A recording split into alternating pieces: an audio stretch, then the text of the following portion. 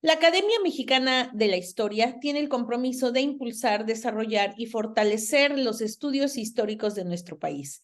Este ciclo se suma a estas tareas fundacionales de la institución, evocando la memoria de sus integrantes, de las y los miembros de número, de corresponsales en México y el extranjero, así como de historiadoras e historiadores eméritos y honoríficos, quienes compartirán con nosotros enunciados, anécdotas y hallazgos de sus investigaciones en diálogos desde la Academia Mexicana de la Historia.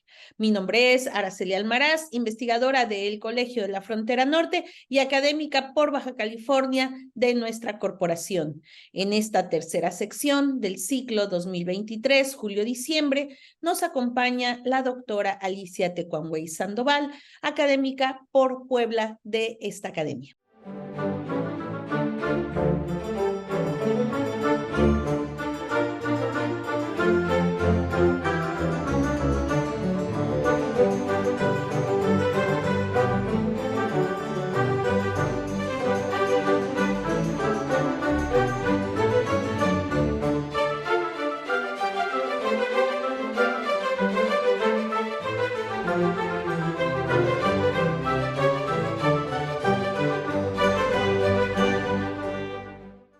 Hola, muy buenas tardes, Araceli. Estoy muy contenta de estar esta vez contigo y participar en este ciclo de conferencias en donde los diferentes miembros de la academia nos prestamos para una comunicación que tenga que ver con nuestras trayectorias profesionales y la manera en cómo nosotros proyectamos nuestros conocimientos a la sociedad.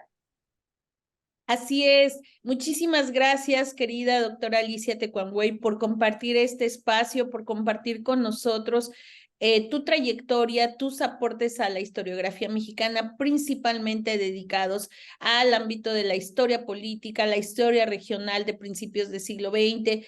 Y bueno, en este primer segmento, por supuesto que queremos saber cómo fuiste abriendo tus líneas de investigación y ese alcance comparativo, pero desde una fase que es siempre muy interesante y resulta muy interesante para quienes nos siguen, que es la parte formativa, que es la parte que a veces ya no se expresa en nuestros escritos, porque pues la licenciatura, la maestría, el doctorado sucedieron ya hace algún tiempo, y entonces sí, para esta memoria visual es muy importante hacer ese seguimiento de la formación. Así que cuéntanos de tu licenciatura, de estos años por la Escuela de Filosofía y Letras, pues tu primer trabajo de investigación, si es que así fue, si no ya nos los dirás, que fue tu tesis sobre las relaciones laborales en el sistema de transporte colectivo de tu ciudad, Puebla.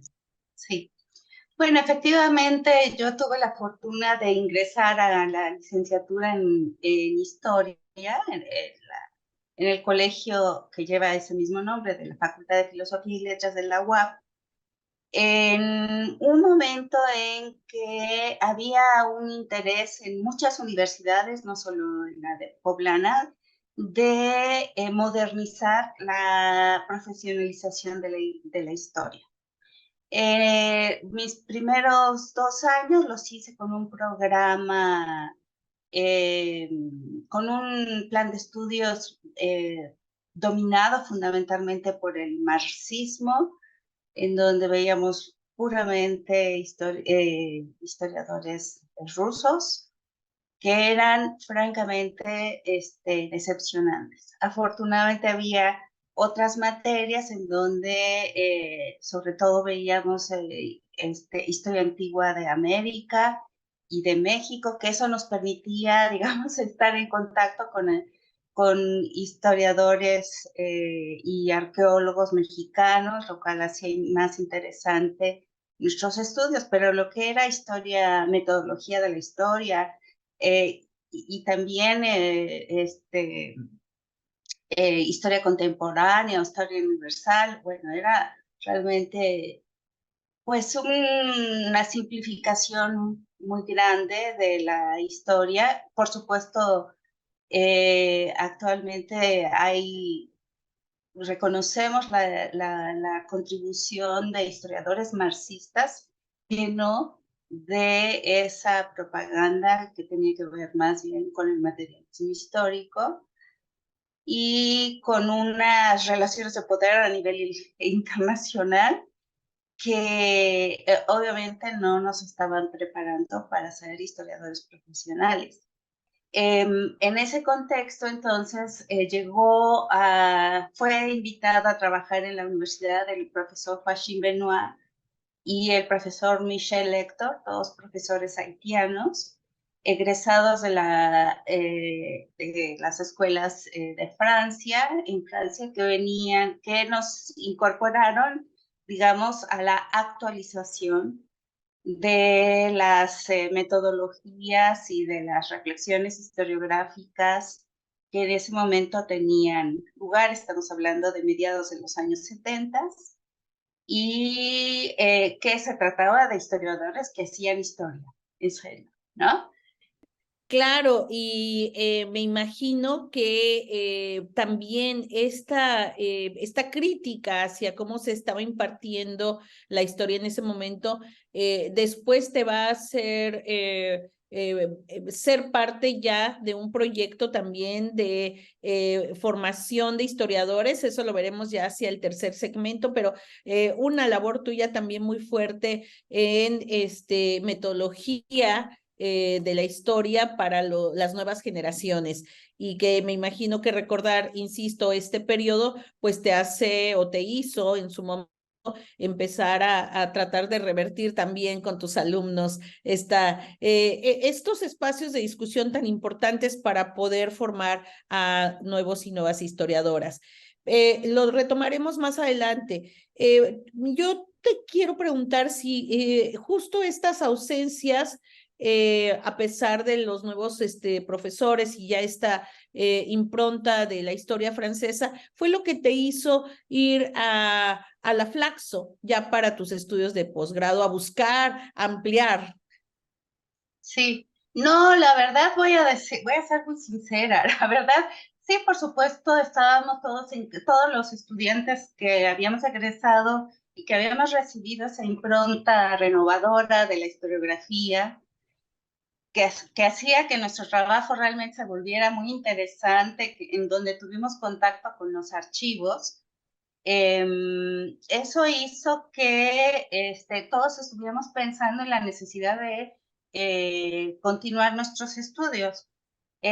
Yo tuve la suerte de tener varios profesores que vinieron del exilio argentino y la mayoría de ellos estaba súper actualizado, no era una novedad para ellos esta literatura profesionalizada, y entre ellos, pues obviamente marcaron nuestra carrera, nuestras inquietudes y incluso nuestra disciplina en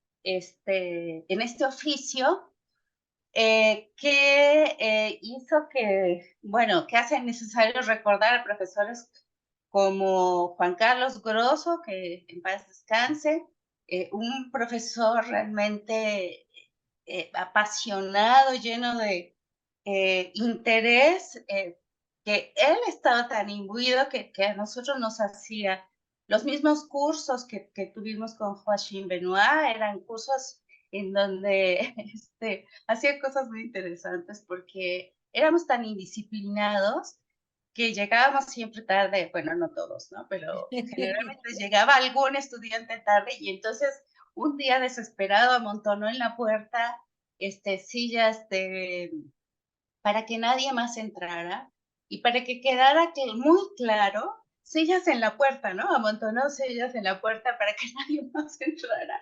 Y nos recordamos que fue una escena tan interesante porque no, no nos ofendió a nadie, pero impuso una autoridad en ese momento de que era momento de estar en serio en un lugar que necesitábamos estar tan concentrados que no había posibilidad de entrar a la hora que se nos ocurriera. Así que bueno, todos sabíamos, los de mi generación y los de las siguientes generaciones, de que teníamos que continuar nuestra formación. Así que estaba contemplado eso. Yo estaba terminando mi tesis de licenciatura cuando, por motivos personales,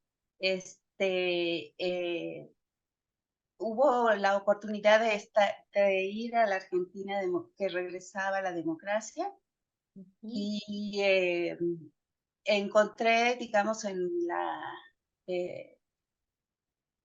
Facultad Latinoamericana de Ciencias Sociales el espacio idóneo para yo continuar mis estudios bajo la misma línea que venía yo trabajando. Como ustedes recordarán, la Argentina salía de una dictadura militar que había afectado muchísimo a, al espacio cultural y académico, de tal manera que cuando yo llegué coincidió que llegaron muchos profesores, ¿no? Que llegaron de México o de otros lados, España, de Brasil mismo, y que se reincorporaban a la academia, ¿no? Entonces, eso fue, no era el caso de todos los profesores que afortunadamente yo conocí en la Argentina, pero debo decir que a mi experiencia poblana también, y justamente al exilio argentino, le debía ya una visión más amplia de lo que era hacer historia, tener formación de historiador, en el sentido de que había que conocer otras realidades, más que para comparar, para formular preguntas, ¿no? En el sentido de que los procesos siempre son distintos, aunque van en ocasiones en una misma corriente. Y entonces al conocer otras realidades, uno empieza a formular por qué allá fue de esta manera y por qué acá no fue de esta manera. Y de hecho, Sí, yo diría que esta misma perplejidad en los diferentes caminos que México tomó respecto al Cono Sur se profundizó en mis cursos de la Flaxo, Buenos Aires. y bueno, te vas por una tesis además que es un poco opuesta a lo que habías hecho en licenciatura, que era más aspectos urbanos, y te vas a realizar un trabajo sobre la política agraria de la Revolución de junio del 43, ¿no? Que además va a ser tu primer libro, el que se edita derivado de esta tesis, ¿no? Sí, sí, efectivamente.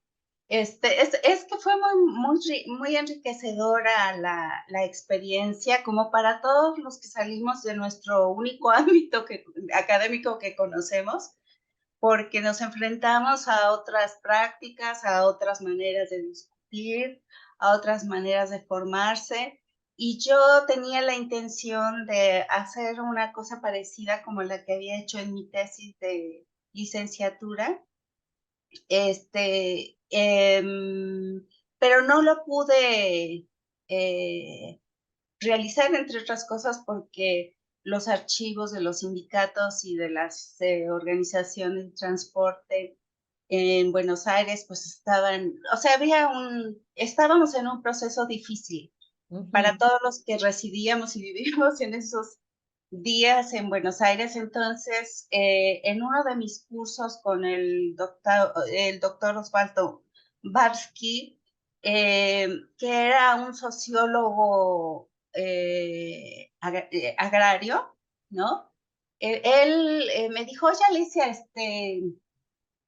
pues yo necesito que alguien haga un estudio sobre la agricultura en estos años, porque Mario Latuada, que es otro especialista, ha estudiado el periodo anterior y no hay quien quiera hacer la del periodo preperonista. Entonces, ¿te animas? Yo dije, bueno, primero veo las fuentes a ver qué podemos hacer. Yo estaba recién llegada, había sufrido un shock porque aunque no lo creas, Araceli, yo era una mujer muy tímida. Bueno, creo que todavía lo sigo siendo, pero no No tanto. lo creo, no lo creo. El caso es que en Buenos Aires, una sociedad tan abierta, tan con una sociedad y unos individuos tan armados de sí mismos, confiados de sí mismos. Entonces, para mí fue toda una revolución. El caso es que, bueno, encontré las fuentes suficientes para hacer el trabajo y sí tuve la fortuna de que este trabajo fue reconocido y juzgado como valioso para ser publicado. En buena medida yo debo decir que eh, para mis estudios siempre se vieron favorecidos del agradecimiento de los argentinos que estuvieron en México, los que no estuvieron en México, que eran parte de la academia, por el apoyo que México había dado a sus exiliados, a gente que tuvo que salir por la dictadura militar, y eso favoreció mucho y facilitó mucho que yo pudiera no solo entrar a bibliotecas en las que en ese momento todavía había una cierta restricción, había que entrar con muchos pasaportes, digamos, o con los suficientes pasaportes para hacerlo, y también entrar a círculos académicos en los que yo aprendí mucho, con un sistema totalmente diferente al que conocía. Así es. Sí, bueno, a una hora todavía para entrar a la Biblioteca Nacional de Buenos Aires, tiene uno obligadamente que llevar una carta del profesor, profesora con quien estás trabajando, el proyecto, quizás se relajó un poquito, pero solo un poquito, porque sigue una restricción importante. Pero bueno, no sé si gustes recordar algunos nombres de profesores que justamente vivieron estos ires y venires en esta época dura, o nos vamos directo pues ya al doctorado, porque finalmente terminas, te publican, pero luego no sé si inmediatamente, pero después te trasladas ya nuevamente a México y años más tarde empiezas tu doctorado, donde yo creo que ahora sí encontramos a la historiadora madura que empieza a tener ya sus propias, bueno, como a todo mundo le pasa en el doctorado, a tener sus propias ideas, a defender sus propios proyectos y a empezar a debatir ya con otros historiadores. Claro.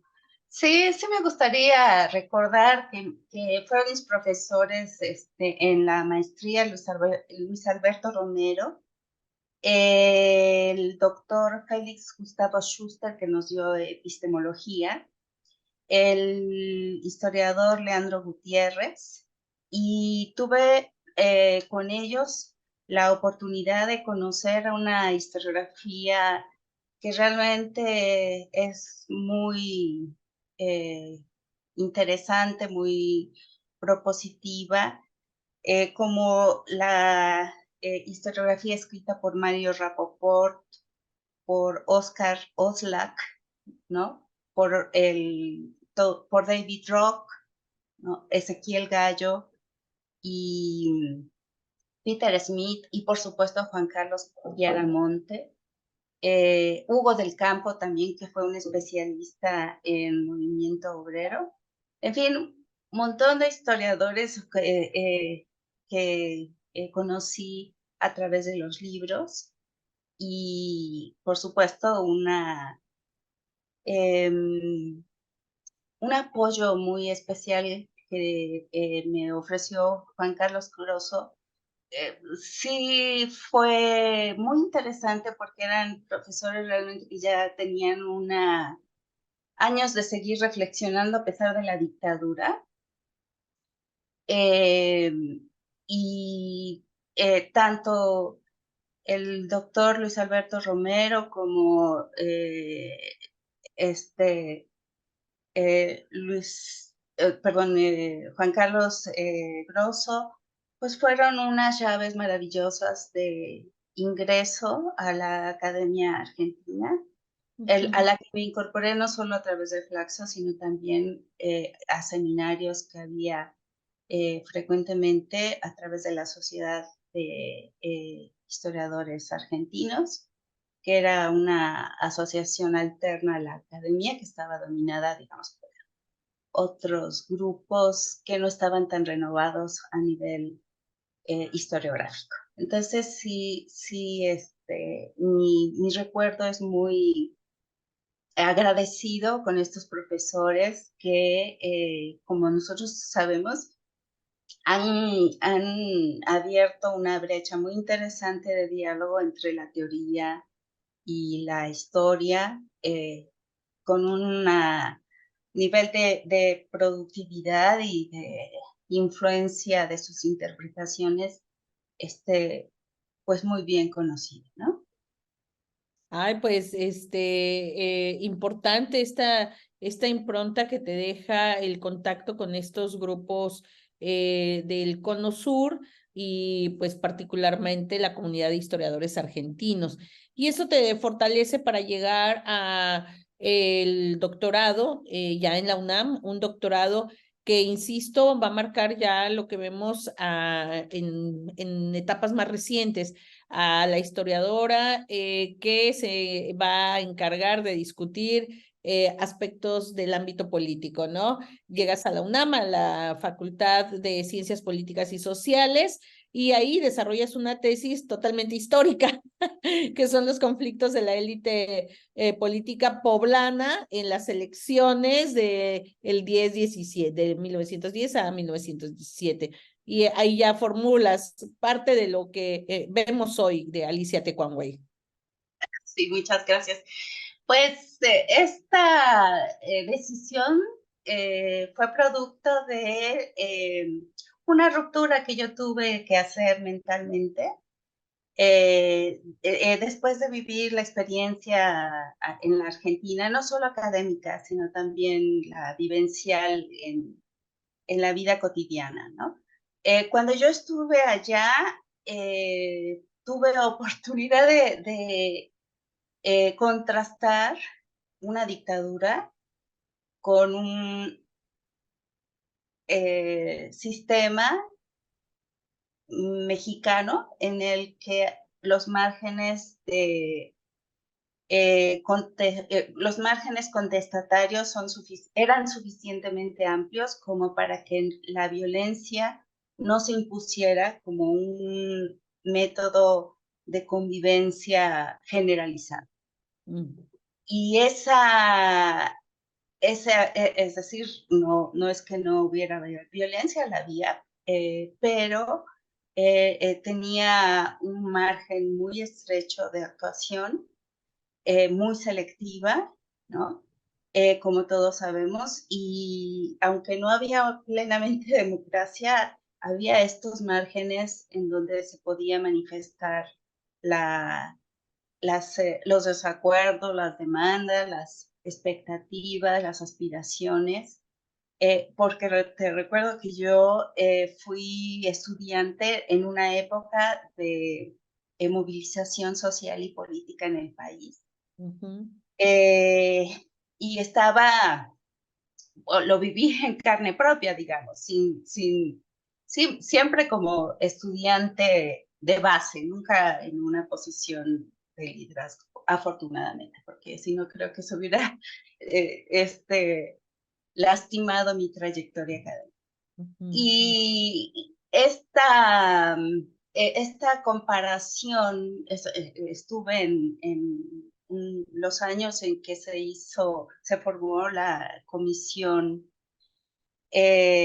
¿cómo se llamaba? La comisión de desaparecidos en Argentina, que puso al descubierto para quien lo sabía y no quería ver todas las atrocidades de la dictadura. Y eso obviamente las afectaciones a los derechos humanos fueron tan grandes que a cualquiera nos conmovió. Y yo me empecé a preguntar por qué en México no había ocurrido esto. Y conforme iban desarrollándose mis materias en la maestría, pues obviamente empecé a observar y a encontrar algunas respuestas generales. Sin embargo, me pareció que era muy importante ir a la Revolución Mexicana, pero no en su dimensión violenta, muy estudiada, ¿no? Sino más bien en ese espacio en donde las elecciones siempre fueron el recurso de legitimación de los grupos en el poder. Y en ese sentido yo dije, a ver, ¿cómo fue la cosa? ¿Fue una fantasía, fue una simulación o fue un proceso realmente que se vivió por la población y que contribuyó a dejar, a sentir que la violencia nunca era la mejor solución para los problemas políticos? En ese sentido, entonces dije, pues tengo que hacer una ruptura historiográfica porque yo venía de la escuela, de una escuela formada por una escuela historiográfica que veía la historia política como una historia reflejo de los conflictos económicos, veía los grupos políticos como reflejo de intereses de clase y no podía, o también una historiografía laudatoria, una historiografía, como decían, acontecimental, ¿no? Entonces tenía que, si yo quería dar respuesta a esa pregunta, que me parece que está muy inspirada en el dolor que uno percibe de cómo una estructura política puede ser tan frágil que se vuelva en contra de sus ciudadanos, que entonces obviamente tenía que repensar qué era la política. Y esa es la razón por la que ingresé a la Facultad de Ciencias Políticas y Sociales. Esa es la razón por la que no hice un doctorado en historia, sí, porque pensé, y ya lo había advertido, porque me olvidé de decir que en una de mis clases de la maestría estuve con Juan Carlos Portantiero, y entonces, pues obviamente ahí empezamos a estudiar a Weber y a un montón de teóricos de la política que yo no conocí. Así que entonces decidí continuar esos estudios para entender de qué se trataba la política, ¿no? Como un tipo de relación humana que antes parecía no tener un perfil propio, ¿no? Y que conforme fui estudiando, pues me di cuenta que sí tenía un perfil propio sin llegar al extremo de pensar a la política como una esfera plenamente autónoma de las otras esferas de lo social, ¿no? Claro. Y bueno, entonces es que vas a terminar tu tesis y no sé si casi inmediatamente, pero intuyo que sí te incorporas a la universidad y entonces ahora sí hacer ya un trabajo propio, con un proyecto propio, con una ruta. Si te parece, de eso comentamos en el siguiente segmento porque ya aquí se definen pues la que va a ser tu primera y gran línea de trabajo, que es la historia política mexicana, siglos XIX y XX. Pero si quieres lo comentamos en el siguiente segmento. ¿Te parece bien? Claro que sí. Volvemos en un momento con la doctora Alicia Tecuanhuey, quien forma parte de nuestra Academia Mexicana de la Historia por el Estado de Puebla.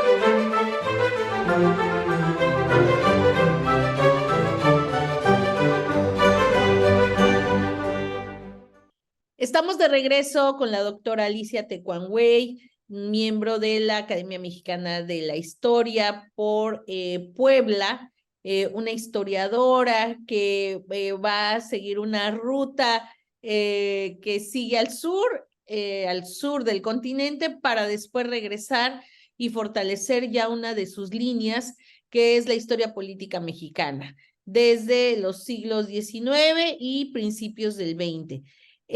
Querida doctora Alicia Tecuanhuey, a través de tus libros vamos observando ese trabajo de la historiadora, esas reflexiones en torno al contexto político, desde el ámbito de la acción colectiva, más centrada, como lo acabas de decir, no en el conflicto, en la beligerancia, sino más bien en procesos que legitiman, y en parte esto define tus trabajos, tanto el de egreso de doctorado, pero varios que van a venir, que tienen que ver con procesos más amplios, incluyendo los procesos electorales. Esto se da en el marco ya de tu llegada como profesora investigadora del Instituto de Ciencias Sociales y Humanidades en la Benemérita Universidad Autónoma de Puebla. ¿Te incorporas recién terminado el doctorado?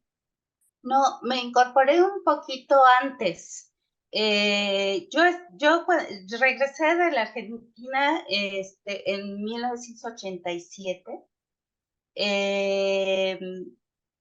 y desde entonces yo decidí que tenía que hacer la maestría, pero por dificultades de reinserción laboral, eh, daba clases aquí y allá, en fin, no estaba incorporada plenamente a un espacio propicio para la investigación, hasta que por una suerte divina, ¿no?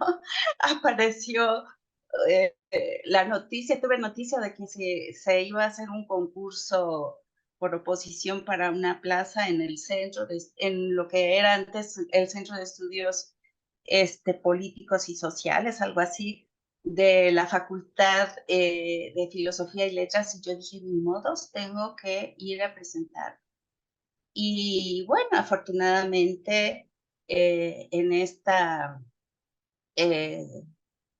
presentación fue favorable a mi persona, y empecé ahí ya a continuar mi investigación que estaba realizando acerca de los procesos electorales, ¿no? Que ya había empezado a raíz, bueno, de que yo había regresado de la Argentina. Y terminé de suerte tal que pude combinar el trabajo de investigación en este centro con mi tesis de doctorado, y en el marco de esa contratación laboral, digamos, se produjo esta tesis que afortunadamente fue también reconocida con una importante premiación por parte de la Universidad Nacional Autónoma de México. Pero antes de eso quisiera decir que tuve la suerte de tener previamente a mi formación ya como investigadora, a mi compromiso ya como investigadora, de haber sido auxiliar de investigación en un centro de investigaciones de movimiento obrero que se había formado a la par que se reformó el programa de estudios de la licenciatura en historia, y y ahí los profesores que estaban incorporados primero al Centro de Investigaciones Históricas y Sociales y después al Centro de Investigaciones de Movimiento Obrero, en ambos lugares hice mis primeras experiencias como auxiliar de investigación. Y yo participaba en estos centros, en los seminarios de investigación que se realizaban, de tal manera que realmente me fui formando como un aprendiz en el sentido de que fui viendo cómo se armaba un trabajo que no era mi trabajo, cómo se reunía toda la información, cómo se discutía con la bibliografía, que, en fin, lo que era muy teórico a nivel de los cursos de la licenciatura se volvió algo muy práctico en la en este trabajo como auxiliar, en donde el producto no era para mí, ¿no? Eh, pero de todos modos creo que fue fundamental. Y lo traigo a colación porque eso se reflejó en la elaboración del proyecto de doctorado. Nosotros en la UNAM teníamos una materia en la que hacíamos la presentación de nuestros proyectos de investigación. Y en esa materia, el profesor tenía la intención de mostrarnos que no sabíamos investigar, ¿no? Y entonces, bueno, cada trabajo fue tomado y revisado y criticado de una manera feroz, como es la academia, cuando es rigurosa. Y eso quiero decirlo porque todo el mundo cree que aquí somos cómplices de lo que se nos ocurra y no es así. Nuestra disciplina particularmente, no puedo hablar por otras, pero por la de los historiadores es muy exigente. En ese sentido, este profesor que también había sido formado en la Sorbona, era tremendo, ¿no? Pues ningún trabajo sirvió en la primera entrega, así que tuvimos que hacer una segunda entrega y tuve la satisfacción de que mi trabajo fue dejado hasta el final para preguntarme, profesor, ¿cómo hiciste, Alicia, para dar el salto? ¿No? Y es decir, para dejar de ser un trabajo que todavía era inmaduro a un trabajo que ya tenía cierta viabilidad. Y en ese sentido, pues la única respuesta que a mí se me ocurrió decir, pues es que yo tengo experiencia, yo he estado viendo cómo se arman proyectos de investigación, yo he hecho un proyecto de investigación para la licenciatura, otro proyecto de investigación para la maestría. Así que yo afortunadamente, no, bueno, no tuve beca, pero afortunadamente estuve en un medio en donde aprendí el oficio como Claro. aprendiz, Claro, ¿no? esto que dices es muy importante porque, bueno, ahora hay muchas maneras de titularse, sobre todo a nivel de licenciatura, y es una pena porque, bueno, para cualquier historiador, historiadora que vaya a seguir por esa línea de la investigación, pues no podemos soslayar ese trabajo de hacer archivo, de documentar y, pues, por supuesto, de crear una tesis, formar una tesis. Entonces, esto que dices es muy importante porque justo refleja ese trabajo previo y cómo rinde sus frutos ya cuando estás prácticamente en una ruta hacia la investigación. Yo te quiero preguntar sobre cómo te planteas. Ya nos hablaste de tu interés por estos procesos de legitimación, pero luego le vas a dar un espacio muy importante a la independencia de Puebla, que bueno, en 1534 formaba parte de uno de los reinos del Reino de México y el territorio de Puebla de Los Ángeles pues va a ser parte de este reino y luego también va a haber una intendencia. Entonces hay todo un proceso ahí. Puebla ejemplifica una larga data de relación con lo que va a ser la estructura de la Nueva España, no así lo que sucede en mi región. Y entonces te pregunto, ¿cómo te interesas por la independencia y cómo vas empezando a historiar este proceso que finalmente pues queda ya establecido en 1810, pero quizá todavía más específicamente en 1813? Sí. Bueno, ahí también hay una coincidencia. en oportunidades que uno afortunadamente toma, ¿no? Había un curso al que convocaron los compañeros del Colegio Mexiquense con un curso destinado a la formación del Estado eh, Nacional que impartía Joachim Kuhn y, y que bueno, cuando llegó a la invitación al instituto, pues el coordinador del programa nos preguntó que quién quería ir y yo por supuesto me anoté porque era retomar el curso de la formación de los estados nacionales en América Latina. Y yo dije, yo quiero porque yo había formado parte de una academia con el doctor Waldo Ansaldi en la Facultad de Sociología, en donde lo que impartíamos era la formación del Estado en América Latina. Y de hecho, el tema era un tema que atravesó todos mis cursos de historia argentina y de América Latina que tomé en la Facultad en la Flaxo, Buenos Aires. Así que entonces dije, no, yo tengo que retomar eso porque ya me estoy volviendo muy poblana. Ay, Y una de oye, las... pero usted nunca dejaste de ser poblana. Sí, pero ya empecé a pensar con ojos más, Ojos globales. exacto.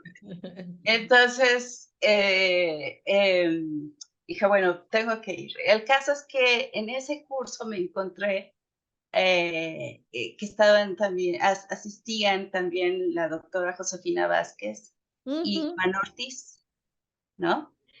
Eh, junto con Carmen Salinas, que posteriormente seríamos cómplices de proyectos de la doctora Vázquez, ¿no?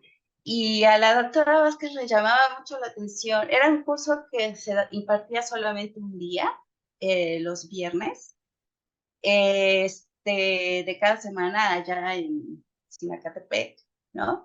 Y la sede del colegio de mexiquense. Y entonces empezaba a las 9 de la mañana el curso y le llamaba la atención a la doctora Vázquez que yo llegaba desde Puebla a las 9 de la mañana, ¿no? Y entonces, obviamente ahí ocurre que con mis conocimientos previos y mi necesidad urgente de salir fuera de Puebla para incorporarme a otros espacios académicos, hacía que yo interviniera cada 5 minutos o que a veces muy erradamente, a veces acertadamente. Pero entonces eso le llamó mucho la atención a la doctora Vázquez y ella dijo, se fue acercando a mí porque yo no conocía a nadie en ese momento, ¿no? Y entonces Josefina me hizo favor de entrar en contacto, ¿no? Ella más abierta, como todos la conocemos, con una mujer curiosa, se acercó y me dijo, ¿y tú de dónde vienes? ¿Y cómo es que vienes de Puebla si yo no conozco a nadie de Puebla? ¿No? Y así, terminó el curso, eh, me pidió mi teléfono, nos compartimos correos electrónicos, yo la consulté un par de veces para algunas inquietudes que tenía en ese momento y finalmente él me hizo favor de incorporarme a un seminario que ella lideró, ¿no? Para estudiar cómo se había vivido la intervención, bueno, la guerra con México norteamericana entre 1846 y 1848. Y me preguntó si yo tenía ganas, si estaba dispuesta a colaborar con ella, qué estaba haciendo en ese momento. Ya estaba redactando mi tesis de doctorado, pero juzgué que sí podía empezar a hacer la investigación, el acopio de información y la actualización bibliográfica antes de ponerme a escribir, y que para entonces ya estaría yo liberada de todo compromiso. Más o menos fue así, no tan linealmente, porque siempre se retrasó un poco más la presentación de mi examen de grado, así que comenzamos ahí una colaboración que fue fuertísima, quiero decir, porque fue la primera vez en que yo tuve interacción con colegas que ya eran doctores, de la mayoría del Colegio de México, con una cierta estructura de discusión que si yo no hubiera tenido la experiencia en Buenos Aires, creo que hubiera muerto. Entonces, fue me dieron mi novatada, ¿no? Y como decía una de las colegas que estaba ahí, Alicia resistió, lo cual quiere decir que tiene madera. En ese sentido, entonces, me incorporé se convirtió ese en un espacio fundamental de reflexión que me fue llevando, que no podía entender la Revolución Mexicana y lo que había visto ahí, sino un poco siguiendo la línea de reflexión de Alan Knight y de François Javier Guerra, ¿no? En donde con esta discusión, con toda esta discusión que entre ellos, sin embargo, fue, digamos, para mí un motivo de interés para irme cada vez más atrás, impulsada por este seminario, en donde tuve oportunidad de profundizar en cómo la entidad se va incorporando a una dinámica nacional para la formación del Estado, ¿no? Claro. Así, y en un colectivo todos muy apasionados, y muy metidos, ¿no? Sí. Sí, En la, bueno, y no se diga con todo este impulso de la doctora Josefina Vázquez en un seminario que finalmente se va a hacer no solamente tradicional, sino muy codiciado, ¿no? Es un seminario al que pues cualquier investigador invitado le va a resultar un honor, ¿no? Te quiero preguntar sobre el libro de cronología política del Estado de Puebla y si de alguna manera tiene relación con el seminario. Y dejo los años como para compartirlos ahorita, porque se me hace un estudio con una perspectiva de larga duración y que, no sé, me gustaría que para ir perfilando el cierre de este segmento, nos hablaras de este trabajo, porque va de 1910 a 1991. Estamos hablando ya de una visión de casi 100 años y pues bueno, que nos comentes al respecto. sí, este trabajo lo hice porque yo empecé a dar clases en el Colegio de Historia.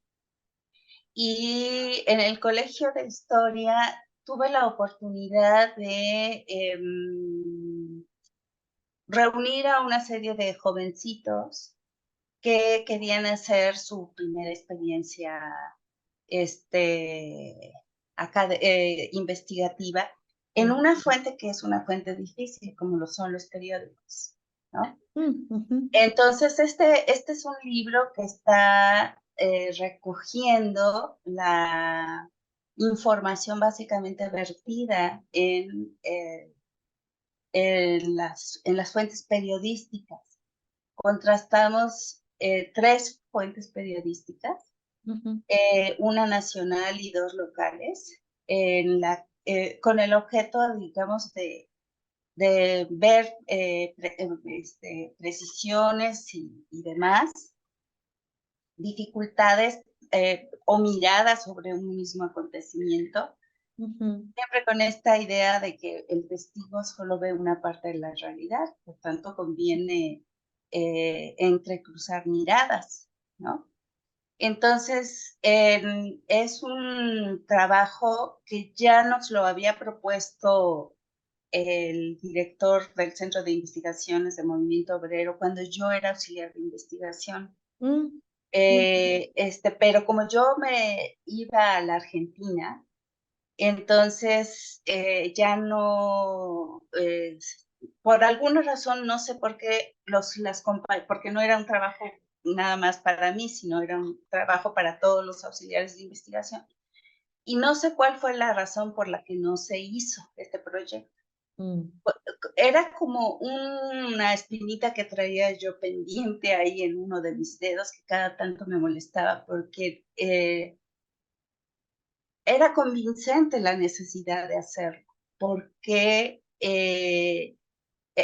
ofrecía la oportunidad, ya con las investigaciones que se habían realizado, de hacer una elaboración más de larga duración, como bien dices, menos coyunturales. Entonces, había la oportunidad de contrastar los resultados de investigación, complementarlos con las fuentes hemerográficas, que como he comentado, y proyectar lo que las fuentes hemerográficas decían para un periodo que no se había estudiado, ¿no?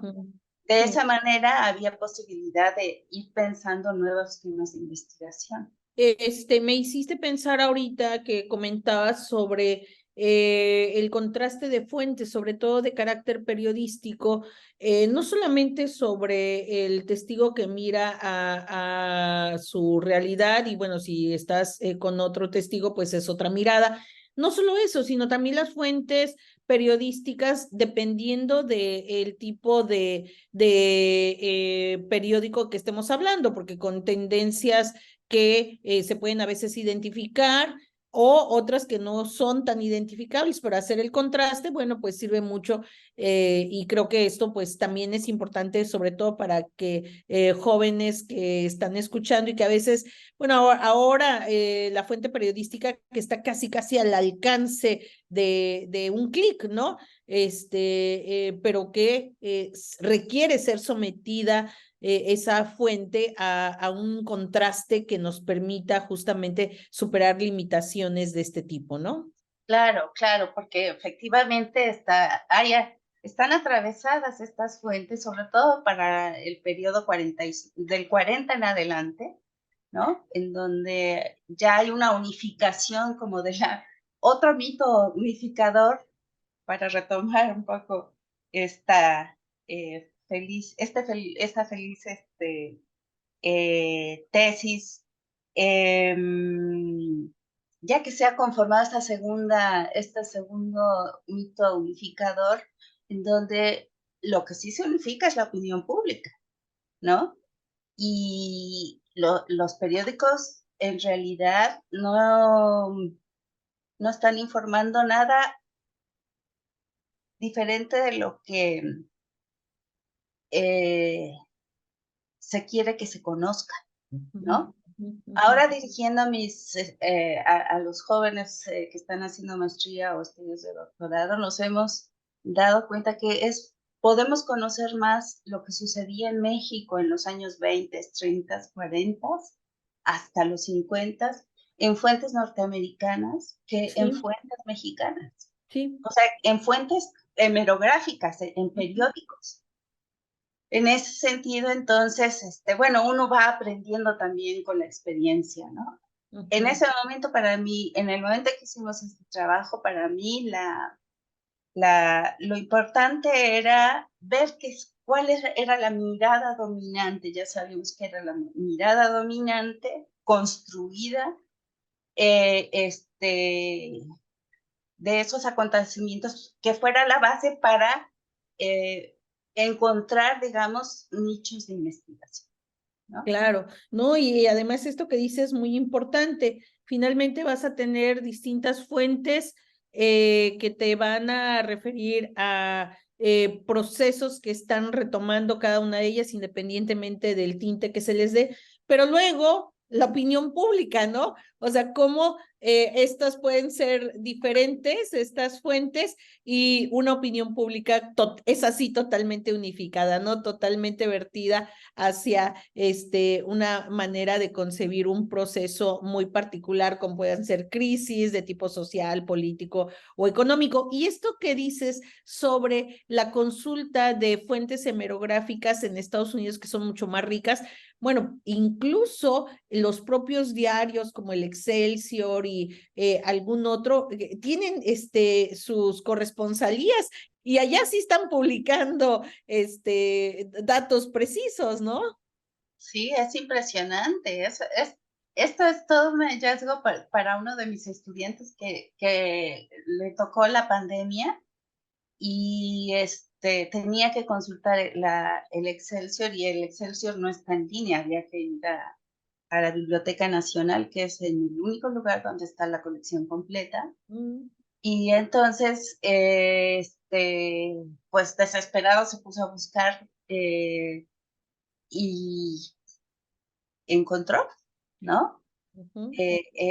Ahorita se me escapa el nombre del periódico, pero sí, es muchísimo más rico. Y además algo que le llamaba la atención también poderosísimamente es que las notas estaban en español. Ah, mira, mira. Sí, sí, no Sí. estaban no estaban había de todo, ¿no? Ujú. En las páginas del periódico, pero las que se referían a México estaban en español. Claro. Oye, y también tienes este otro libro que tiene que ver, este sí, totalmente guiado para discutir los conflictos electorales en la etapa revolucionaria en Puebla del 10 al 17. Cuéntanos de este libro, porque este sí que ahora sí que en el título lleva estos intereses que te venían persiguiendo desde una década atrás o quizá un poco antes, ¿no? Sí, un poquito antes. Pues sí, fíjate que libro, bueno, primero, lo que quería yo comprobar era la tesis de Guerra, de François Guerra, según la cual América Latina tenía una larga y difícil historia electoral, a pesar de todo, que empieza desde 1812 con la Constitución Gaditana. Ujú. Y eh, esta tesis me parecía así como, a ver, yo dije, bueno, a ver, vamos a ver si hubo elecciones eh, en la revolución, o cuándo dejó de haber elecciones. ¿Y cuál fue mi sorpresa? Que hubo casi el calendario electoral se apretó. O sea, no se perdió la costumbre, la aspiración de que las diferentes fuerzas dominantes convocaran a elecciones, a pesar de que al poco tiempo volvieran a caer y aparecieron a nuevo, en un momento en que la correlación de fuerzas es muy movible, ¿no? Y fuerzas armadas, ¿no? Entonces eso hizo que yo me interesara hasta observar, por ejemplo, que después de 1914 se intensificara la competitividad de los grupos, ¿no? Hubo unas elecciones que eran verdaderamente competitivas, o sea, con márgenes de diferencia tan cortos que eran a veces de porcentajes de 1%, 0.5%, ¿no? Claro. Eso significa que la población estaba movilizada o se dejó movilizar, no importa, pero que estaba, que los liderazgos políticos entendían que no había otro método, Ujú, ujú. ¿no? De imponer su liderazgo que no fuera por las elecciones. O sea, que Claro, el medio por el que llegaban pudiera ser las armas, pero tenían que convocar elecciones. Y en claro. esa, y no eran elecciones que pudieran dominar, ¿no? Mm.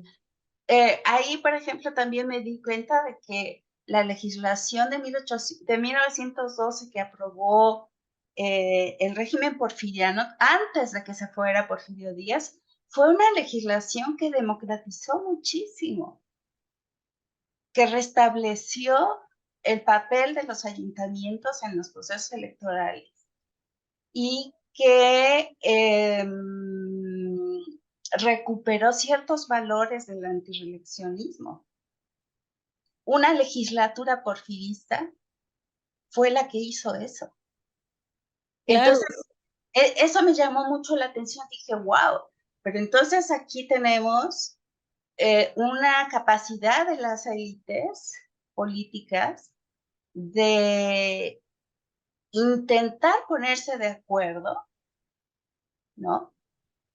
Y exponerse a, entre comillas, una voluntad popular que podrían haber movilizado ellos, pero sí. que requería una interlocución con los ciudadanos, ¿no? Claro, y que de pronto te escucho y me da la impresión que eso se mantiene vivo hasta el día de hoy, ¿no? O sea, al final el poder de la urna es el poder de la urna, ¿no? Más allá de si operaron bien el previo de cooptar o captar a los votantes, de embarazar urnas incluso, pero sí el poder del voto y de la urna que, bueno, a lo largo del Hace, siglo se ha ido también afinando, ¿no? Y cubriéndose de un marco institucional. Y me gusta mucho cómo planteas, bueno, pues enfrentarte a tesis como la de que si había elecciones en pleno movimiento armado, ¿no? Que justo también desde la mirada regional es desde donde se tienen que ir rompiendo esquemas, ¿no? Por ejemplo, pues no sé, en mi caso, vemos justamente entre el 10 y el 17 formación de sociedades mercantiles por extranjeros. En un momento en donde aparentemente el capital extranjero no tenía como las posibilidades, no, pues sí, sí los hubo, ¿no? sí, sí, bueno, se rompen muchos mitos. También el caso de Puebla era interesante porque en Puebla sí hubo mucha movilización campesina por parte de los zapatistas y también de los carrancistas. Entonces, a pesar de eso, digo, estaba esta vocación, ¿no? De recurrir al único medio legítimo para permanecer en el poder. Sí, sí, sí, sí. Y bueno, aquí en ese sentido, tus aportes van a ser trascendentales, no solamente los que implican el libro de autoría única, sino también estas colaboraciones que has tenido. Y yo me gustaría terminar el segmento con dos cuestiones. Una, que tus discusiones van también abriendo espacio a procesos como el catolicismo, como discutir sobre la educación. Vas encontrando también a la par grupos intelectuales, clérigos, por supuesto que mujeres que también te van a aparecer. ¿Cómo los empiezas a articular en tus obras más recientes? Esa sería una primera pregunta y dejo una segunda para cerrar el bloque para planteártela después de tu respuesta. Bueno, la verdad es que la investigación histórica es apasionante porque siempre te sorprende. Tú estás pensando que va a pasar una cosa y resulta que no pasa, ¿no? Y eso es posible gracias a que uno trabaja con fuentes que nos llevan hacia rumbos impredecibles, ¿no? El, de hecho, estamos en una entidad en la que la presencia la religiosidad católica es indiscutible. Estamos en una provincia, intendencia y después estado en donde el obispo es un factor de poder decisivo. Él a veces incluso decide quién va a representar a Puebla, ¿no? Y en un momento en que no prevalece una idea de infalibilidad del Papa. Y eso abre después de la Revolución Francesa, además, como ha estudiado Brian Conaton, ¿no? Hay una gran discusión en España, en el seno de la Iglesia, acerca de influencia jansenista en relación al papel que debe ocupar la Iglesia en un marco de modernización del imperio, ¿sí? Y esas discusiones están abriendo la puerta a que haya muchas corrientes al interior de la Iglesia discutiendo, ¿no? Discutiendo cuál debe ser el papel, si el papel tradicional se justifica que siga siendo, en dónde sí, en dónde no. De cualquier manera, es una discusión muy interesante porque se acompaña de una política para fortalecer a la estructura burocrática de la monarquía. En ese sentido, entonces, es muy interesante recuperar esas discusiones, porque esas discusiones tienen encarnaciones en cada uno de los obispados, cuando menos en el obispado de Puebla lo tienen, ¿no? Y es muy interesante, yo creo que para Puebla significó una pérdida muy grande el que se haya fundado el obispado de Veracruz, porque hizo posible que los magistrados, miembros de los cabildos catedralicios que están muy influenciados por las lecturas que entran necesariamente por el puerto de Veracruz, ¿no? Pues ya no estén en Puebla, ¿no? Pero en la época de la que estamos hablando, es decir, después de los estudios sobre la guerra, nos empezamos a interesar, este equipo que Josefina Vázquez formó, en ir hacia el federalismo, para mirar cómo se había implantado el federalismo, cómo se había deslegitimado el imperio formado por Agustín de Iturbide, retomando la discusión que abrió Nettie Benson acerca de la importancia de las diputaciones provinciales en el federalismo mexicano. Preguntarnos si este tema que estaba en relación con la formación de intereses regionales muy estructurados, o si no, en qué medida, sin qué medida, ¿no? O cuáles eran los matices, ¿no? Entonces, al hacer este trabajo, yo me fui encontrando cada vez más veracruzanos y cada vez más sacerdotes veracruzanos.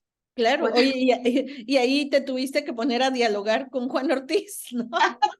Más o menos, porque Juan estaba en ese momento trabajando muy duro con su investigación sobre la guerra y la afectación popular que tuvo la guerra, su incorporación a la guerra como factor. Entonces, a veces los diálogos eran medios cortos. pero lo que sí te puedo decir es que yo estaba con la boca abierta, porque además eso significaba otra ruptura mental que yo tenía, porque en Puebla siempre ha sido reconocida como una entidad muy católica, pero también hay otra religiosidad que es la de los no creyentes, ¿no? Que es también muy religiosa, que es muy militante. Y yo venía de un círculo familiar que estaba dominado por esta idea última, ¿no? Entonces, para mí los curas representaban la ignorancia, los afanes de dominio de las mentes de las gentes, y en ese anticlericalismo, pues cuando voy encontrándome y cuando voy analizando los discursos y cuando voy buscando las fuentes de estos discursos y a quién citan y a quién no citan, entonces empiezo ahora sí que a alucinar porque digo, wow, estas personas, para empezar, no son ignorantes. En segundo lugar, no lo eran, cuando menos en esa época, eran muy ilustrados. Cobra sentido esta tesis de que los grupos intelectuales de la Nueva España estaban en el clero, no hay duda de eso, ¿no? Los abogados eran formados en los seminarios o en los colegios religiosos, así que ellos forman parte de un mundo cultural que no es monolítico, ¿no? Que es muy rico y muy interesante porque aunque respetan sus ceremonias y todas sus códigos de convivencia, digamos, para que la jerarquía de autoridad no se lastime, sin embargo, revisando todas las actas a las que pude tener acceso, que son las del Cabildo Catedral, analizando los sermones, analizando la prensa de la época, pues uno se encuentra que son fantásticos, tienen una riqueza argumental que resultan sumamente interesantes. Una riqueza Sí. argumental que no tienen los seculares, los laicos. Claro. ¿No? Sí, y bueno, te escuchamos ahora sí que en todo tu, en todo tu terreno de reflexión, de búsqueda en archivos, y como esto que tú le has llamado a hacer rupturas mentales que suelen ser muy importantes en nuestra trayectoria profesional para poder seguir avanzando. Quisiera terminar con una pregunta, este segmento, y que más bien es pregunta, reflexión, no tanto para los colegas, sino sobre todo para historiadores e historiadoras en formación. ¿Tú qué les dirías, qué recomendarías justamente para aquellos jóvenes que están en pregrado o en posgrado, pero que ya tienen muy claro que una de sus líneas es la de los procesos electorales en distintas épocas? ¿Qué les dirías tú en términos de la recomendación sobre un esquema de pensamiento útil y archivos? Si nos vamos a lo que son archivos, sobre todo los que tú has manejado. Bueno, en cuanto a primera recomendación metodológica, yo lo que siempre les recomiendo es que escriban en una libreta especial qué piensan y qué sienten con respecto al problema que van a investigar. Para mí fue muy importante la lectura de Norbert Elias, Compromiso y Distanciamiento, en el que él aboga por una suerte de confesión íntima, ¿no? No tiene que ser pública, una confesión íntima,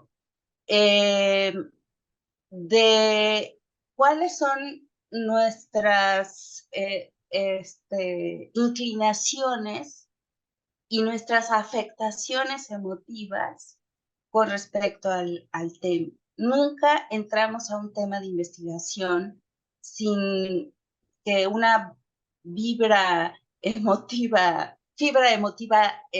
resuene, ¿no? Siempre hay algo que se nos mueve por dentro, por más calculadoras y fríos que creamos que somos, ¿no? Entonces, yo siempre les recomiendo que lo escriban como un diario en el que ellos digan, voy a empezar esta investigación y creo que es importante, pero no que no se vayan importante desde el punto de vista académico, porque eso lo van a tener que escribir en la introducción y de su trabajo una vez que terminen, sino desde el punto de vista de lo que yo creo y de lo que por qué me gusta el tema, por qué me acerco al tema y qué se me mueve o no se me mueve, ¿no? Incluso decir no se me mueve es muy útil porque al cabo del tiempo uno dice, sí se me movía algo, ¿no? Entonces había una sensibilidad ahí que yo tengo que reconocer porque en esta época en donde estamos cada vez más preocupados por la manera en cómo los historiadores nos acercamos al documento para después traducirlo en una composición histórica, ¿no? Es mejor que nosotros nos hagamos conscientes, ¿no? De estas cuestiones íntimas, ¿no? Porque cuando uno es joven, generalmente nos enamoramos de nuestros objetos de estudio, porque como nos sorprenden muy comúnmente, como nos sorprenden porque siempre el esquema que uno trae no es el que se ve en la investigación. Entonces uno termina admirándolos, amándolos y apasionándose por ellos. Entonces, esa es la idea del compromiso y el distanciamiento. Hay un compromiso con la veracidad, hay un compromiso con la verdad y a la vez hay una afectación íntima de los temas de investigación. Entonces, eso es lo primero que les digo. Y en cuanto a las fuentes, fíjate que hay una realidad contradictoria en Puebla. Algunos archivos, bastantes, no son pocos, de ayuntamientos son muy ricos, se han mantenido, muchos se han mantenido aun cuando están muy desorganizados, ¿no? Los archivos del Estado, desgraciadamente, están destruidos, ¿no? Entonces, y para grabarla tenemos un problema adicional, que una fuente muy importante por el papel que tiene en el siglo XIX, que como es los papeles de la catedral, no tenemos acceso a ellos, ¿no? Uy. Entonces, todos estos tres factores plantean una dificultad muy grande. Podemos acceder a las de manera muy indirecta, ¿no? O a través de los ayuntamientos, hasta que no cambie esta situación. Hay una situación que es irremediable porque fueron destruidos los archivos y hay otra que está a la espera de que seamos los historiadores suficientemente convincentes de nuestra seriedad para que se confíe en que nuestra lectura es una lectura que no es malintencionada y que está comprometida con la verdad, ¿no? En ese sentido, pues habrá que esperar un poco más, ¿no? Estuvo un tiempo abierto, pero después se cerró y esa es una dificultad que tenemos para cualquier investigación. Claro. Se contrarresta también con el archivo del Ayuntamiento de la Ciudad de Puebla, que ese es un archivo espectacular, porque está súper bien ordenado, súper bien organizado, respondiendo a una larga tradición. Por ejemplo, cuando iban a entrar los norteamericanos a tomar la ciudad, después de una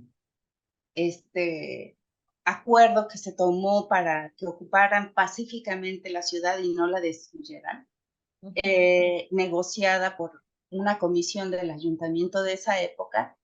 Resulta que cuando ya se advertía que estaban por llegar los norteamericanos, se embaló, se resguardaron toda la paquetería del archivo para llevársela a Atlas y para que no la tocaran los norteamericanos, ¿no? Entonces es un archivo que o sea, que expresa la preocupación de unos gobernantes de tener esa memoria guardada, Claro. ¿no?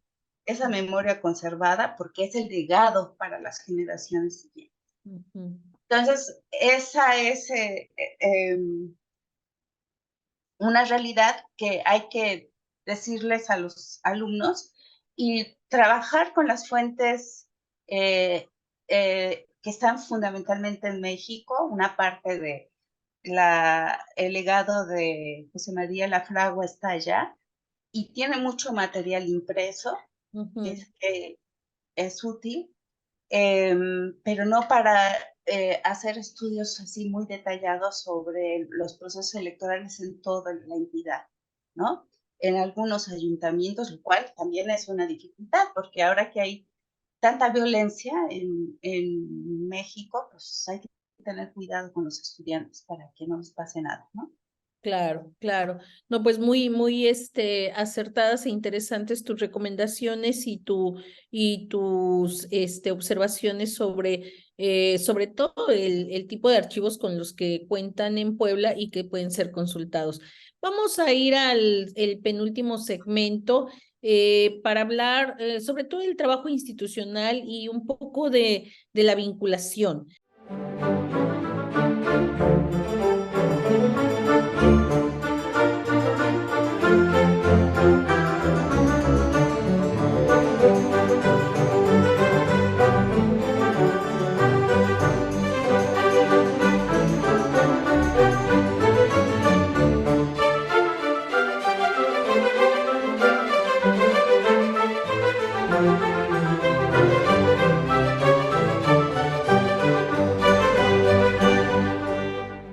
Estamos de vuelta con la doctora Alicia Tecuamgüey en Diálogos desde la Academia Mexicana de la Historia. Ella pertenece a nuestra corporación por el estado de Puebla.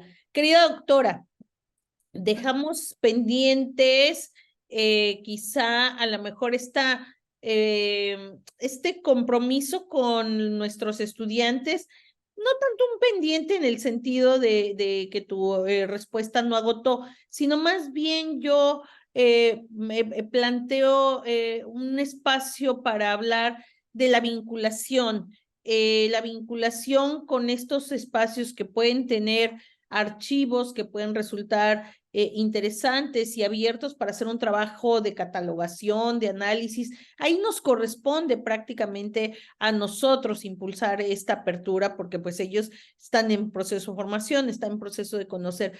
¿Cómo consideras que debería de ser este trabajo de vinculación? Porque me llamó la atención tu participación como miembro del Consejo Consultivo Interinstitucional de Historia y Educación Básica, como estos espacios que nos comprometen como historiadores. Entonces, yo te pregunto ahí, ¿qué tenemos que hacer en ese sentido? Tú has hecho algunas cosas, eres también impulsora de estas clases de metodología de la historia, o sea, con una responsabilidad importantísima, pero ¿qué nos falta hacer?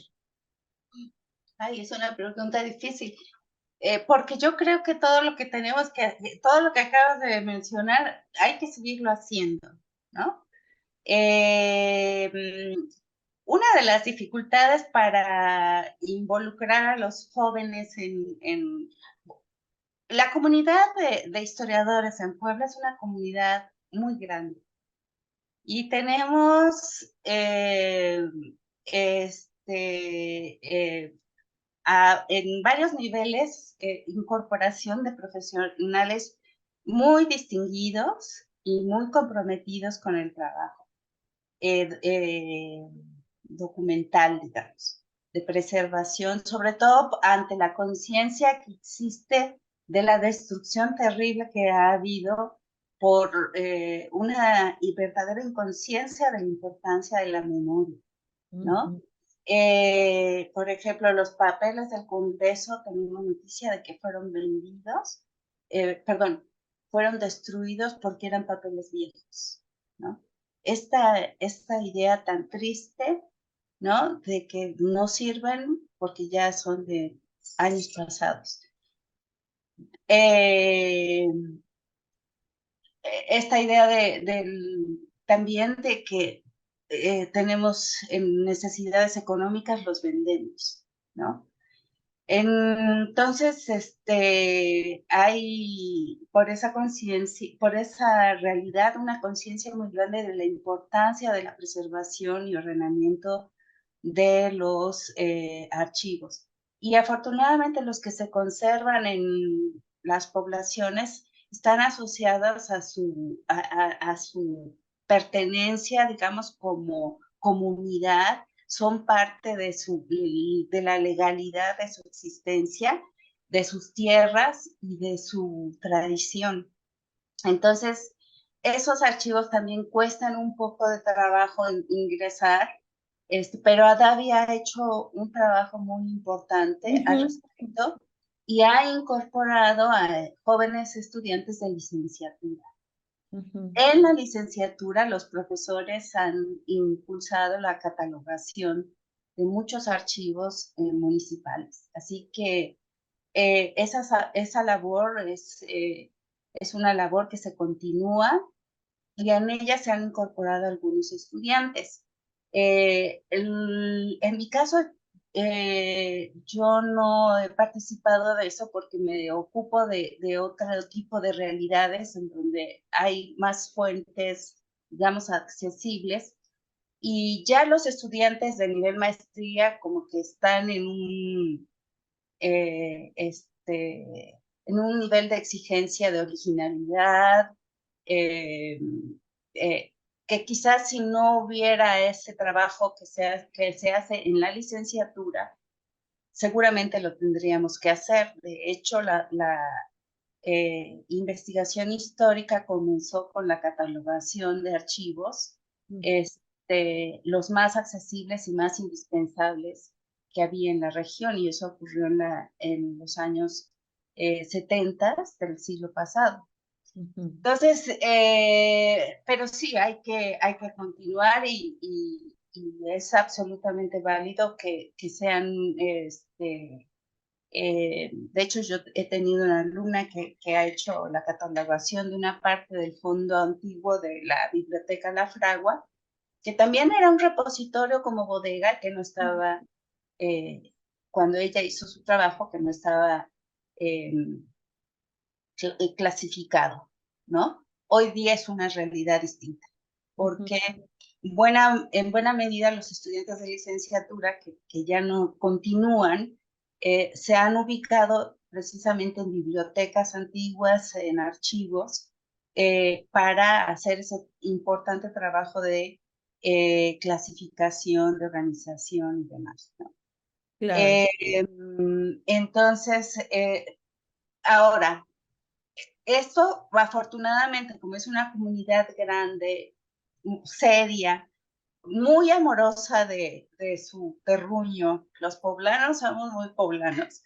Entonces, queremos mucho a nuestra tierra y a su historia. Entonces, eso simplemente hay que continuarlo porque es una tarea que no se termina. Y Sí, y cada vez, afortunadamente, con el apoyo de Adavi, cada vez más, de manera más profesional. claro. En otros casos, lo que existe es una cierta resistencia y desconfianza que se gana con trabajo, no hay de otra manera, ¿no? Entonces, con paciencia, con amistad y con apertura, ¿no? Pues tenemos que hacer lo posible porque se vea que nuestros intereses son intereses que no los pondrán en riesgo a las poblaciones, ¿no? Claro, que Entonces, es son una como... labor de conciencia de la recuperación de la memoria para la transmisión, que no puede ser ya a esta altura del partido una transmisión oral, sino que tiene que ser escrita, ¿no? Así que, bueno, eso creo que sería parte del esfuerzo. Eh, y por otra parte, sí creo que tenemos que hacer los historiadores cada día un esfuerzo, cada vez que se nos abre la oportunidad, de involucrarnos en diferentes procesos. Tuve yo la oportunidad de participar en la formulación de programas de la materia de historia, de Ujú, contenidos y de antologías para ujú, los maestros, este, para que se actualicen de nuevas miradas, ¿no? Eh, Esto hay que hacerlo, tanto como hacer que todas las universidades particulares que proliferan porque se vuelve un negocio la educación, vigilar que cumplan con los requerimientos mínimos de actualización. Eh, y esto también lo hemos hecho, lo hemos realizado con... Eh, no siempre se puede mantener porque cambian las administraciones y hay que empezar de nuevo, ¿no? ujú. Sí, sí. Y generalmente lo que no se entiende es que nosotros no nos movemos por partidos, nosotros nos movemos simplemente por el interés de la actualización del conocimiento. Claro, mira, yo quisiera que cerráramos este segmento completando esto que nos acabas de decir con el trabajo que también tú llevas a cabo en términos que es algo más frecuente entre todos el gremio de los investigadores, investigadoras, que es organizar seminarios, mesas redondas también, además de lo que ya nos comentaste, de este trabajo para quienes imparten historia, para los estudiantes, dirigiendo tesis, abriendo espacios para que se consulten archivos, también tu trabajo se destaca por abrir estos espacios, quizás siguiendo los pasos ahí de doña Josefina, ¿no? Abriendo espacios, mesas. Este trabajo también es muy importante porque de lo contrario, no hay posibilidad de que los estudiantes o nuestros colegas más jóvenes empiecen a confrontar sus ideas. Sí, sí. Sí, es muy importante. Yo creo que en México lo que nos hace falta mucho es, bueno, nos hace falta muchas cosas, ¿no? Obviamente, pero lo que nosotros podemos hacer es comprometernos cada día más con la divulgación. Uh -huh. La divulgación, que es una divulgación seria, ¿no? Porque estamos expuestos a muchas versiones. Bueno, hoy mismo hemos tenido un espectáculo en la Cámara de Diputados con la presentación de este ser que no es ser humano, ¿no? Y que se asocia con la cultura nazca. Esto realmente es preocupante que pase esto, porque bueno, eh, hay espacios para todo y para todos. Pero me parece que los académicos tenemos que recuperar eh, de buena manera como tú haces, ¿no? Eh, esos espacios que nos permiten decir el trabajo académico, la generación de conocimiento, no es una cosa que se improvisa, tiene un grado de dificultad que expone a una comunidad que es vigilante de sus propias, de sus propios procedimientos, pero que está comprometida con transmitirlos a la población, ¿no? Y tuve una experiencia muy bonita cuando me tocó llevar la mesa directiva como secretaria de la delegación de la Academia Mexicana de Ciencias, que llevamos programas sistemáticos a las poblaciones más lejanas de Puebla,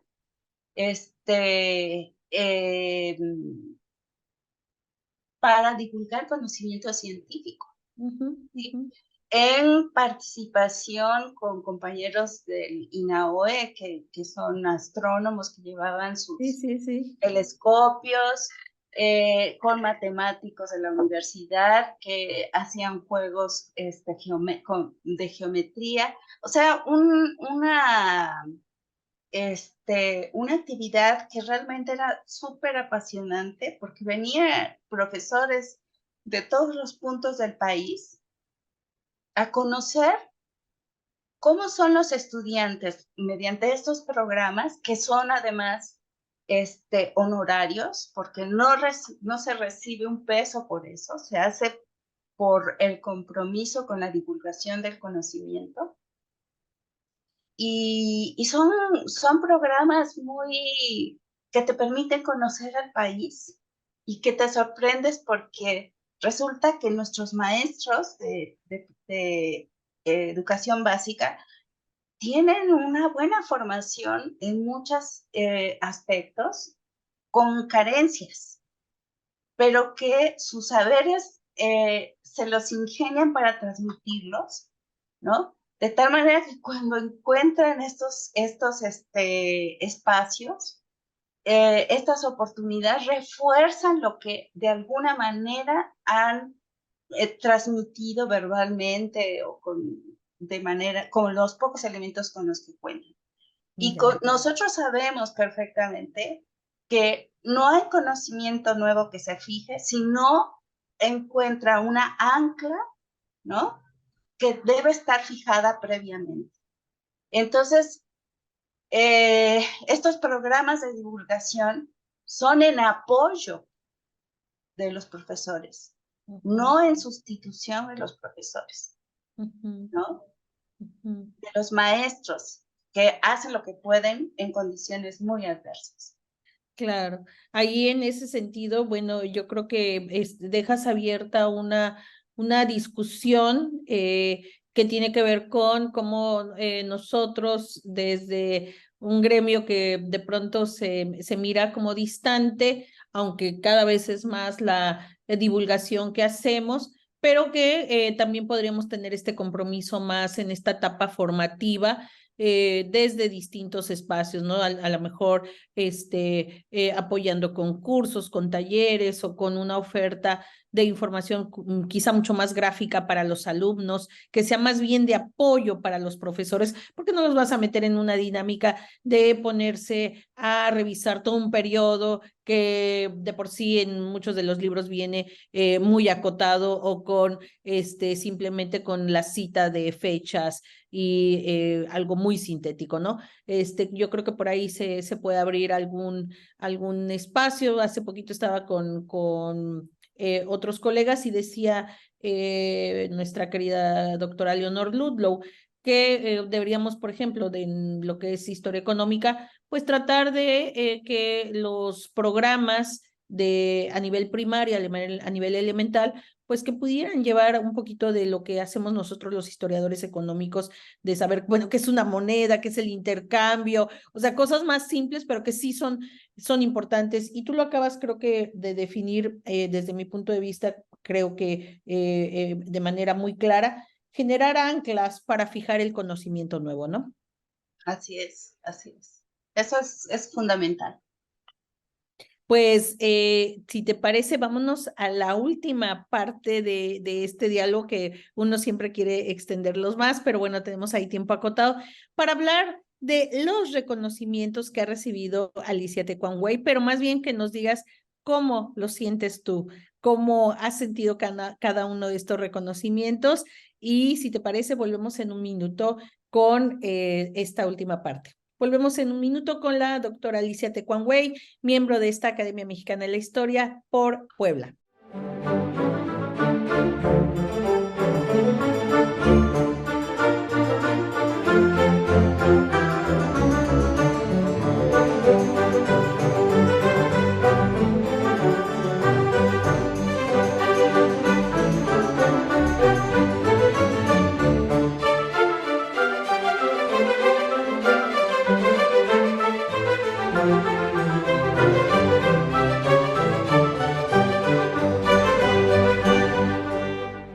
Terminamos este diálogo que ha sido verdaderamente rico con la doctora Alicia Tecuanhuey, nuestra miembro de la Academia Mexicana de la Historia por Puebla. Y pues vayámonos al final de este espacio reflexivo, esta memoria visual de las y los académicos de esta corporación para hablar de las distinciones, pero ¿cómo las siente Alicia Tecuanhuey? Tuviste mención honorífica por tu tesis de licenciatura, por tu tesis de doctorado. Ya comentamos, tu tesis de maestría fue publicada por la Flaxo, generando pues un espacio ahí ya que no estaba historiado en la década de los 40 relacionado con problemas agrarios. Perteneces al Sistema Nacional de Investigadores desde 1989, recibiste en 1999 el premio Salvador Azuela por tu investigación histórica, también el premio Alfonso Caso a la bueno, este es por la mejor tesis en ciencia política, además de la mención honorífica. Eres miembro regular de la Academia Mexicana de Ciencias, que como ya nos contaste, pues ha llevado un trabajo también de divulgación y de abrir un poco esta idea de la ciencia y lo que se genera desde estos espacios que nos corresponden. Recibiste en el 2010 la medalla Gilberto Bosques Saldívar. Ahorita nos cuentas de esta medalla y por qué y qué tan asociada está a la labor de Gilberto Bosques. Desde el 2018 eres miembro del Seminario de Cultura Mexicana, me imagino que para la corresponsabilidad de Puebla, y pues fuiste también electa miembro de la Academia Mexicana de la Historia en 2019, igual que muchos de nosotros que tuvimos la oportunidad de formar ya parte de esta legendaria y centenaria Academia Mexicana de la Historia. ¿Cómo se mira, Alicia Tecuanhuey, a través de esta larga data de reconocimientos? Ay, pues bueno, primero muy agradecida para todos los que me los han dado, todas las instancias, todos los miembros de esas instancias que me han dado estos reconocimientos. Muy agradecida porque uno hace el trabajo pensando en lo que va a hallar, ¿no? Ahora yo ya pienso en términos, aunque no así al principio, en términos de qué nueva ruptura voy a vivir en mi cabeza, ¿no? Porque creo que nuestro oficio es uno de los oficios más interesantes, no solo porque se sorprende uno de la capacidad humana para crear y sortear las dificultades incluso de crisis tremendas, ¿no? En aras de sobrevivir y de vivir, ¿no? Pero también creo que estos agradecimientos tienen que ver con una sorpresa que uno siente porque uno termina diciendo esto que estoy mirando.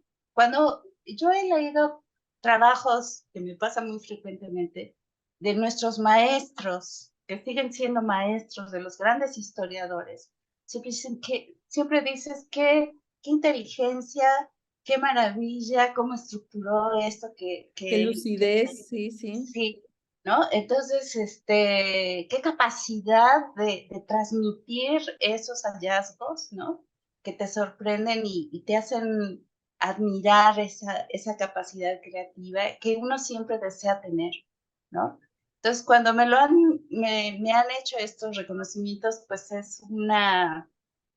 también una sorpresa porque los resultados de investigación se hacen con ese interés de encontrar algo que te enganche, ¿no? A esa línea de investigación, a esas realidades tan extrañas para uno, en cierta manera tan lejanas a uno.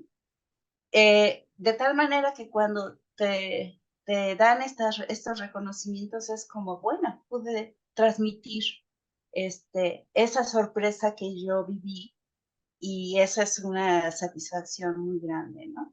Entonces, es una combinación de agradecimiento, rubor y también alegría de haber podido transmitir adecuadamente lo que uno ha encontrado, ¿no? Eso es en cuanto a los reconocimientos académicos. En cuanto a Gilberto Bosques, esa premiación, esa medalla más bien, fue una medalla a trayectoria académica por Ah, los mira. aportes al conocimiento de la historia de Puebla.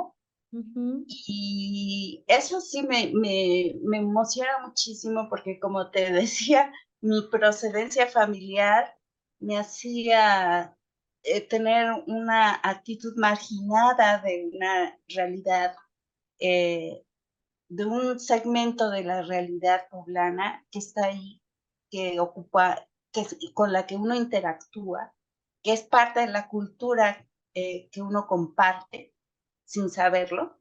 Entonces, no solo hay que tener rupturas, hay que hacer que esas rupturas se vuelvan creativas, es decir, que no lo desbaraten a uno, Ujú. ¿no?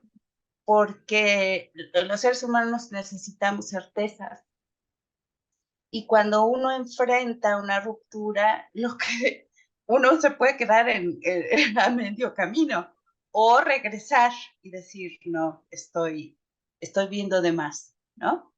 Cambio, Ujú. cuando uno acepta la ruptura, es un paso a la reinvención, ¿no? Y al lograrlo, yo creo que uno de los objetivos más importantes del historiador, que es reconocernos humanos. Alicia, pues de verdad que ha sido un gran, gran diálogo. Yo me emociono de escucharte y si me dijera o me preguntara alguien, ¿cómo describirías tú a Alicia Tecuanguey?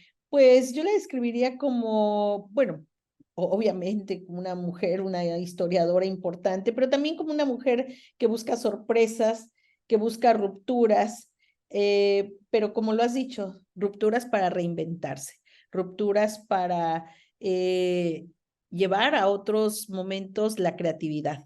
Así que esa es mi opinión de Alicia Tecuanguey, que espero que la puedan conocer mucho más también a través de, pues, de sus escritos, de sus obras, que son realmente importantísimas. Y pues me ha dado un gusto enorme. Ojalá que puedas hacer más cosas en la Academia Mexicana de la Historia, pues para que compartas más parte de esas rupturas que has venido y recomposiciones que has venido acumulando a lo largo de tu trayectoria. Muchas gracias, Araceli. Pues es un placer estar contigo y compartir la emoción de ser parte de esta comunidad que es muy potenciadora y muy estimulante. Muchas gracias, Araceli. No, gracias a ti y gracias a todos los que nos escucharon el día de hoy. Pues seguiremos con estos diálogos para que sigan reconociendo a las y los miembros de nuestra querida Academia Mexicana de la Historia. Buenas tardes.